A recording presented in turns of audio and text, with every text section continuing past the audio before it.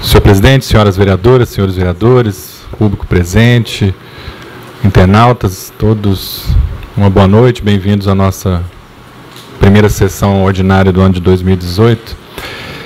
Eu quero falar em 3 blocos aqui, um sobre informes e comentários rápidos, depois sobre Santa Casa e depois, finalmente, sobre Festa da Uva. Nessa parte dos informes, eu quero antecipar aqui meu apoio também à iniciativa da Lei Lucas, a obrigatoriedade de instituir nas escolas do município de Vinhedo os cursos de primeiros socorros. Tem meu total apoio para essa iniciativa.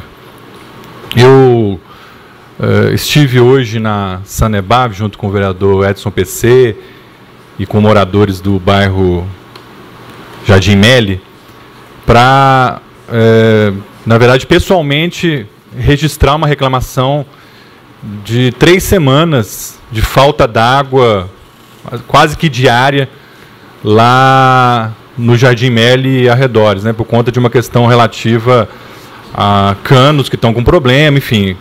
A Sanebab deu algumas justificativas, mas o fato é que estava causando problemas bastante complicados para as pessoas lá, estava causando sofrimento para a população, principalmente quem tem caixas d'água menores, enfim, a água estava acabando, causando problemas. Aparentemente, hoje, o problema foi solucionado, né? Quero registrar aqui que a gente fez esse esforço para que esse problema fosse solucionado e esperamos que realmente nós não recebamos mais reclamações desse tipo, que a gente receba outras reclamações, mas não essa que já há 3 semanas a população nos apresenta. Quero falar sobre a questão dos requerimentos. Não acabei de ler todos esses requerimentos que chegaram. Não tem nenhum recuo do ponto de vista do que eu disse na Rádio Capela durante o recesso. Se o governo fizer enfrentamento com a Câmara de Vereadores, não responder requerimentos, fazer respostas de requerimentos que sejam desafiadoras, que sejam respostas que tirem sarro dos vereadores, como muitas vezes a Controladoria faz, lamentavelmente faz, nós apresentaremos aqui, nessa casa, um pedido de comissão processante contra o prefeito municipal por ocultamento de informações públicas que ele tem que passar para a Câmara. E são diversos requerimentos aí que eu já ouvi reclamações de vereadores, inclusive diversos da base aliada. Então, é uma questão delicada, e o que eu quero registrar aqui que ainda estou analisando para ver como estão essas respostas, né, e a partir daqui ver como que o governo vai se comportar nos próximos requerimentos. Quero falar um pouco das escolas e do que eu estou esperando aí para esse ano. Eu acho que tem uma questão importante que está acontecendo nesse momento, que é algo organizado pelo governo e que eu acho importante, que é colocar em prática a ideia da gestão democrática. Então, não sei se todos aqui sabem, na quarta-feira agora, dia 7, de 6h30 da manhã até as 17 horas da tarde, a Saci Pererê, na Capela, vai estar elegendo a sua direção. Eu acho isso fantástico. É algo que eu acho que a cidade de Vinhedo dá um salto de qualidade, né? É algo que, para mim, é a única saída para a gente, inclusive, resolver as questões relativas à falta de representatividade, à desconfiança que as pessoas têm da política, das instituições, que é o quê? Participar mais, eleger os seus representantes, acompanhar de perto, participar dos conselhos, e nada melhor do que nós virarmos uma página na educação pública da nossa cidade, que era indicar diretores, gestores com base em critérios políticos. Eu não vou dizer aqui que eram só critérios políticos, mas muitas vezes isso aconteceu. E a partir do momento que a gente abre a possibilidade dos professores se organizarem, dos educadores se organizarem e da própria comunidade opinar, a gente consegue efetivamente ter uma escola pública que seja mais participativa e que provavelmente terá menos problemas. Eu acho que essa é uma questão bastante importante que eu apoio, né, e eu acho que a comunidade escolar deve participar efetivamente e a cidade de Vinhedo deve olhar para essa primeira eleição que vai acontecer na educação pública em Vinhedo, que é lá na Saci Pererê, agora quarta-feira, ao longo do dia, né? Todo mundo vai poder votar, eu acho que é algo bastante importante. E só para complementar essa questão da educação, e não deixar de registrar, o município de Vinhedo anunciou que zerou a fila de creches, e efetivamente a gente tem acompanhado, conversado com pais, com mães e com profissionais, a gente sabe que isso não é real, né? Que é, na verdade, uma propaganda, que tudo bem, o governo pode fazer suas propagandas, mas a fila da creche foi parada, ela foi contingenciada no mês de dezembro e no mês de janeiro. Então as pessoas continuaram procurando e tem uma fila aí de creches. Não dá para dizer que a fila de creche foi zerada. E mais do que isso, tem a preocupação, e vem aqui fazer a cobrança pública, aproveitando a presença do secretário de governo Edson Ruiz, que ao colocar essas cerca de 500 crianças adicionais nas escolas de educação infantil, nas creches, que exista compatibilidade, que se contrate os profissionais, que as salas não sejam inchadas, que tenha alimentação para essas crianças, que tenha segurança para essas crianças, enfim, que a creche funcione como deve funcionar, né? Para que a gente não faça das creches municipais depósito de crianças. As creches devem ser espaços para a educação infantil. Passo, portanto, ao meu segundo bloco aqui, que é Santa Casa. No dia de hoje, muitos aqui devem estar acompanhando, aqueles que nos ouvem também em casa, o prefeito fez uma entrega simbólica e fez uma transmissão da Santa Casa, que estava sob intervenção desde o ano de 2014. Ela passou a responsabilidade que estava até então com a prefeitura para a Irmandade da Santa Casa de Vinhedo, que é também aí uma página que está sendo virada aí na história recente da nossa cidade. Mas a história, ela foi escrita e não pode ser esquecida. Ela foi escrita e não pode ser rabiscada. Ela não pode ser distorcida. Ela não pode ser escondida. Então, vamos lembrar o que aconteceu na nossa cidade no ano de 2013. O governo municipal, que está no seu 5º mandato de poder e conhece muito bem e gerenciou a Santa Casa em diversas ocasiões, a partir de uma série de eventos, fez com que ocorresse um colapso na Santa Casa da cidade. E esse colapso teve uma série de consequências. Morreu mais gente nos hospitais, a rede básica de saúde entrou em colapso, a cidade gastou muito mais com a saúde pública de urgência e emergência, porque as pessoas ficavam preocupadas, iam muito mais na UPA e no PA, e não nas unidades básicas.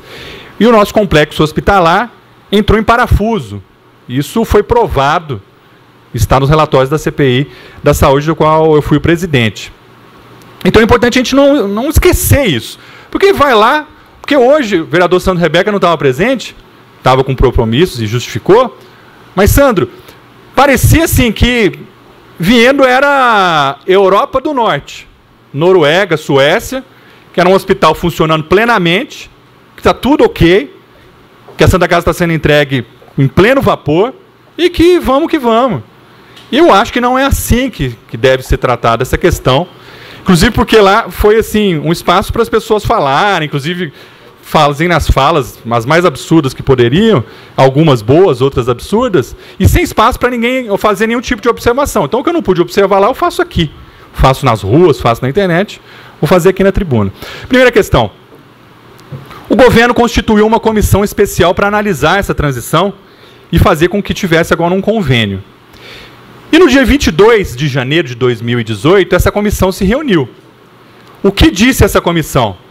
Palavras da comissão constituída pelo próprio governo, que a Santa Casa não poderia assumir o convênio porque ela não estava apta do ponto de vista documental. Rodrigo, você está falando que você não quer jogar, que a Santa Casa não deve funcionar, que não deve ter fim da intervenção? Não, não é isso que eu estou falando, absolutamente, não distorçam minhas palavras. Eu estou dizendo que realmente o governo não pode ficar lá para sempre de uma intervenção, já gastou lá quase 50 milhões de reais, mas que a Santa Casa tem que estar absolutamente preparada. Ela estava absolutamente preparada pelas palavras que o próprio governo municipal publicou no boletim municipal de uma ata do dia 22 de janeiro da comissão especial a Santa Casa ainda está sem a documentação. Aí o prefeito falou lá hoje, abre aspas, mais um processo não tem problema, fecha aspas. Foi o que ele falou lá na presença de todos os vereadores.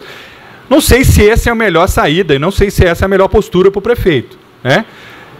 Eu acho que isso teria que ser pensado com um pouco mais de carinho, um pouco mais de calma e tinha que ter com um pouco mais, tinha que ter com um pouco mais de paciência. Segunda questão, o ProSUS. Eu também gostaria de ter perguntado lá, mas como não teve espaço, vou colocar aqui. Vinhedo tinha um processo de 2014 e 2016, é verdade, já chequei. No entanto, é o seguinte, esse processo de 2016 ele foi protocolado em março de 2016. Ele está lá tramitando.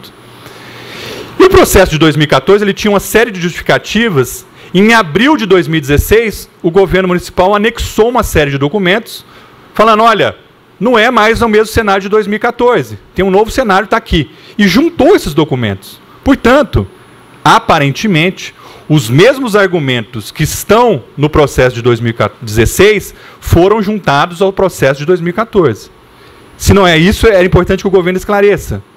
Mas pelo histórico que a gente vê nos registros do ProSUS, é o que aparenta. E se for isso, há uma chance de ter uma rejeição, né? Então, inclusive é um alerta para que se busque o melhor. Eu quero que a Santa Casa funcione. Eu fui presidente da CPI da Saúde e propus que a Santa Casa não poderia ficar daquele jeito.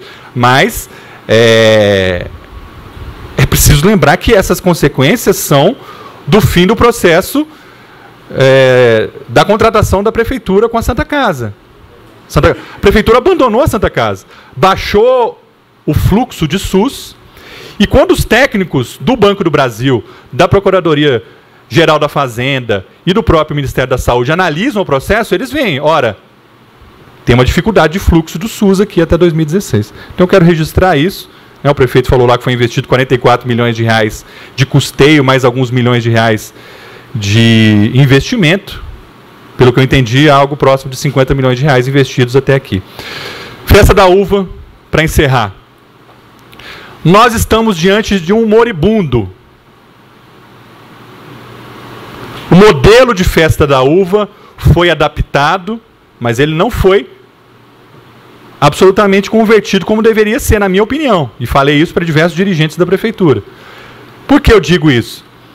Porque centralmente continua uma aposta nos grandes shows. E o problema do modelo da Festa da Uva é isso. Se nós queremos um modelo que valorize nossos agricultores, que valorize nossos artistas e que resgate a nossa cultura, a nossa tradição, ou se nós queremos uma mega festa com shows para atrair um monte de gente, etc. Esse é o grande debate. Porque, gente, terceirizar, a Prefeitura não só fez isso nos últimos anos, como pior do que isso, a Prefeitura quarteirizava. Vamos lembrar aqui, a Prefeitura terceirizava a festa para a Covec, que por sua vez quarteirizava a festa. E era uma empresa privada. Então o problema aqui não é se terceiriza ou não terceiriza. Isso já foi feito. O que nós estamos falando aqui é quem paga a conta. Porque o que era o antigo modelo?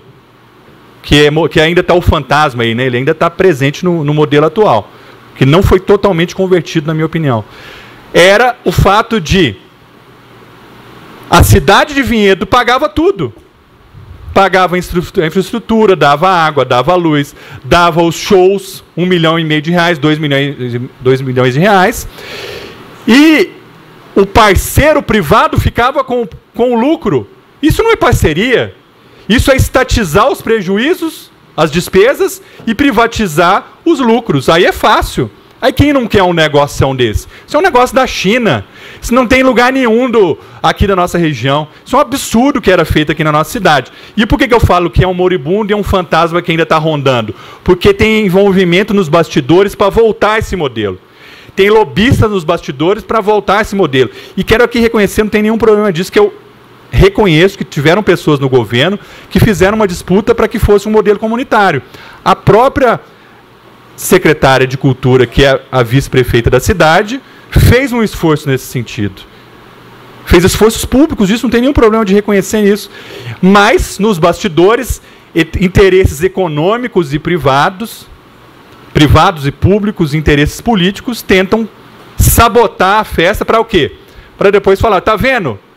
a prefeitura tem que pagar o show. E esse modelo não tem meu apoio, né? Não vai dar tempo de falar, mas eu acho que o que está centralmente aqui em debate é o modelo de festa que deve ser revertido.